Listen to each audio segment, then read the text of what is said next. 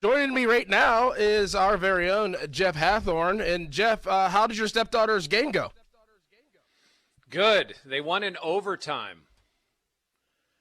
The Round Ball Classic. They beat District 10 in a 1 minute overtime. And she had the big rebound to seal the win. Awesome. That is big time. That is big Yeah. time stuff right there. Obviously, Jeff, that I know that you're busy, but you don't miss anything. You're Jeff Hathhorn. You're the man. You're the myth. You're the legend. You don't miss anything. Jordan Addison announces that he is going to Yep. enroll into USC. He is going to develop his student athlete career at USC, and I say that he's going to develop his bank account even more.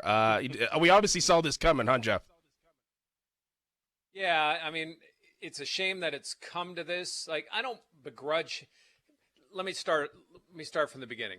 I think Jordan Addison is just taking advantage of illy poorly timed rule where NIL and the one-time transfer came together at the same time. And he's just getting, I mean, he just went out like a free agent and just found the best deal and is now at USC. I mean, I don't blame him. He went out and got a great deal. That doesn't mean that you can't boo him, but I don't blame him because the problem is with the way that this whole thing came together and the fact that they had been hosing student athletes for decades. So the overcompensation for doing that has turned into this free agent auction for schools. And, we saw it for the first time really with a big name player with most of our favorite school here at Pitt. It's only just beginning. I mean, it's gonna be nuts, I think, next year. Oh, no doubt. And Jeff, how do you take this if you're Pitt? Do you take this into like a flattering situation? Do you put this like possible negative outlook situation into a positive, saying like, look, we developed this guy to actually get to this level, to be one of the first guys to make this amount of money? How do you take this situation if you're the Pitt football team? Do you take it as a negative or you take it as a positive? Well, I mean, you'll spin it as a positive if you're the Pitt football team. And to your point, hey, we took this three-star recruit. We made him the best receiver in the nation. He made a decision after that. But, hey, if you're this guy, look what we can do for you. And then you kind of hope that this NIL or the transfer rule changes somehow. I mean, Pat Narduzzi warned us of this. It was 3 years ago. We were sitting in right outside of his office, and he was talking to a few of us, and he said, we're going to get crushed by the Oklahomas, by the Texases, by the Alabamas, because they're the game in town, or in some places they're the game in their state, and they're going to have unlimited resources to be able to give money to kids, whereas Pitt won't have the same advantage. Not that they won't have any money, but they're not going to have the pockets of some of these big schools, and that's where I fear that the game is going.